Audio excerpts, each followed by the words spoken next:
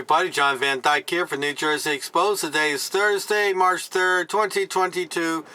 Time is 3:51 p.m. Yes, of course, Jersey time. Still here, nothing's changed. Alright, we have another Badge Bunny story. A Badge Bunny who learned the hard way. Unfortunately, I don't think she's around anymore to benefit from her learning because her husband, the hero, the well-trained professional, always out there risking our lives as they protect and serve the government. She learned. She got married to one of them, and, here's where the story picks up. This is WGXA.TV. This came out on February 28, 2022. This comes out of Putnam County, Georgia. And here's the story right here. There's a good look at the hero. I wonder how many awards he has. Sure, he's got a lot of awards, right? Probably has an impeccable record. All right, let's read the sad story. A former mid-state police officer will spend life in prison without the possibility of parole for the killing of his wife. Well, that's good. Good to see he's not going to get a free ride. Of course, I'm sure he'll be in protective custody, and I don't know. How does the gang view that? They go when one of their members kills their wives. I got a feeling the gang member probably doesn't back that up. I tend to believe the Blue Line gang, will back the members up when it's job-related.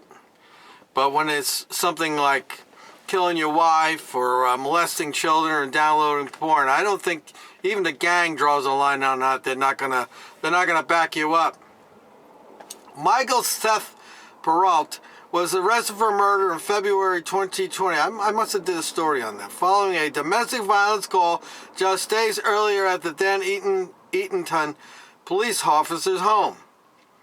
So there was definitely a pattern going. By the time the police have to show up, that's not the first time or the second time. That's just to the point where it got violent. I'm sure this domestic problem was going on for a while. When police got to the home that Peralt shared with his wife, 44-year-old Amanda Peralt, officers found her dead with a single gunshot wound to the head. Wow. Peralt was found deceased on February 3rd, the second time in days that Eatonton police responded to the couple's home on Long Island near Lake Oconee in the eastern part of Putnam County. So if there was a domestic call there, why was there not, a restraining order? The first call was on January 28, 2020 regarding a domestic violence incident. When police showed up at the Peralt's home, they noticed red marks covering Amanda's chest.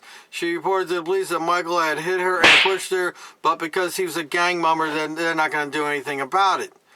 Michael was arrested the next day for several domestic-related charges and was released shortly thereafter on a $1,500 bond. I wonder what happened. Maybe the gang members showed up and they didn't want to take their fellow gang member in. So, but when they got back, maybe a ranking officer said, "Oh no, you got to go down there."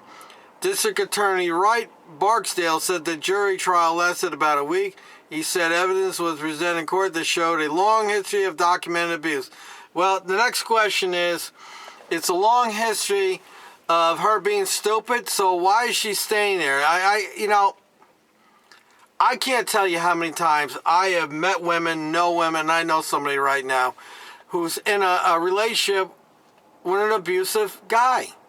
With a nut job, they don't allow them to go anywhere. They yell at them. They put all these restrictions on them, and these stupid women just step in line with it. I don't get it. I mean, somebody like her, he's a cop. You go down and you leave, and you file for a divorce. You gotta go see a lawyer. You gotta set the pattern up so you can get out of it, and then get the temporary support. But they stay with them, and I don't know, again, to you ladies out there that are watching my channel, my videos, you got an abusive husband, an abusive boyfriend, leave. You know, you got one life to live. Why are you gonna waste it with an asshole?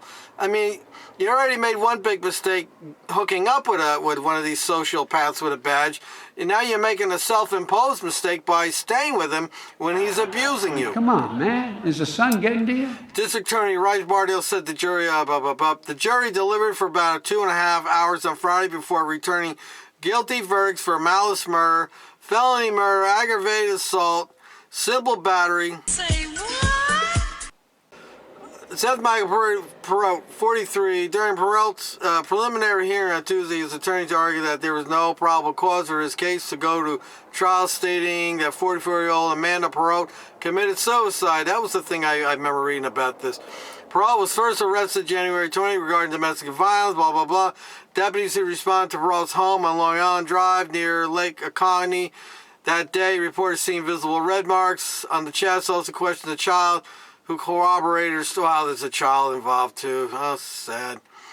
During court proceedings on Tuesday, Putnam County Sheriff Howard Sills testified on what he witnessed at the alleged murder scene and why he believed there was probable cause for Michael Perot to continue to trial on charges of killing his wife. Well, if she committed suicide, there would be gun flash powder on her hand, don't you think, or some kind of residue? Sills said Perot told him the day Amanda died, she just suddenly produced a handgun, looked at him in the eye and said, "I can't do this anymore," something to that effect, and shot herself. Shazam! Sills testified Amanda's body position did not match up with blood pools in the room, nor the placement of the gun for a suicide. He says she and the weapon that killed her had been moved after her death, which contradicts Michael Seth Perot's story that he didn't touch her either. Well, we all know cops lie, and here we go, another fine example of that. Sills said Perot was clearly lying.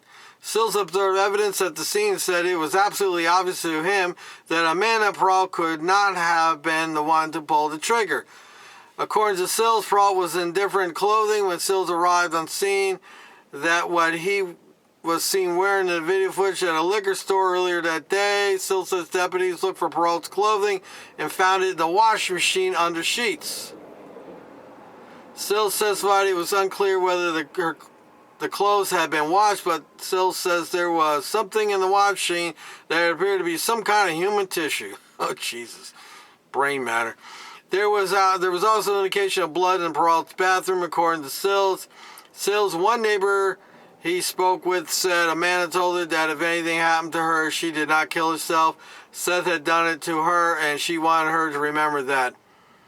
You know, again, she's got a kid. Why is she staying? If you got to that point in your life where you're telling your neighbor, hey, if I'm dead, it's him, you got to step back and take a look at yourself and say, hey, what am I doing? Leave. So, you know, she's dead because of stupidness. That's why she's dead. I hate to, sound callous like that, but her error in thinking is the result of her death. Man, you stupid bitch! The defense argued that the only evidence in the case this far was the observation of Sheriff Sills, nothing that either the autopsy or GBI investigators' reports had been completed. The only evidence there is that Sheriff Sills looked at and thought she had been manipulated after the crime, says Bill, blah, blah, blah. There's no evidence that she did not shoot herself. Judge Petty of the Putnam County Superior Court ultimately ruled there was probable cause for the case to move forward to a grand jury. Lavigno says his clients plan to plead not guilty to the crime, and that's that on that story. So, well, it's tragic. Another lesson to you badge bunnies out there. There are plenty of other good men out there that you can find and be with, and you don't have to get involved with these sociopaths with the badge. Now, I know some of you guys say, I married a police officer and he's the sweetest man in the world to me. Yeah, there are some officers out there that, they treat their women right. They don't have mommy issues. They don't hate women, and they're okay. But as I keep saying ad nauseum, do you want to take that chance? Do you feel lucky, punk? Well, do you feel lucky? Why take that chance with your life? And then you're going to have kids, and you're taking that chance with your kid's life? So now, The kid involved in this is going to have, her mother is dead and the father's going to be in jail. So this kid is an orphan now at this point. And this kid's going to need all kinds of counseling, and this kid will never be the same again, thanks to this sociopath cop who probably made that woman's life miserable. And it's just another sad story amongst many that I've done. We have one right here in Eatonton Township, New Jersey. Sergeant Seidel blew his wife away with a gun right in front of his daughter, and he's in jail and she's dead, and the girl's is, she's damaged goods at this point. So, okay, I will put the link in the description as always, and let me know what you think about that. Always enjoy reading the comments. That's the best part about making the video, is reading the comments, and I encourage those new viewers or those that just view and don't comment to comment. I'd like to see 1,000 comments on, because I'll still read every one of them. John Van Dyke for New Jersey Expos. Till next time, people.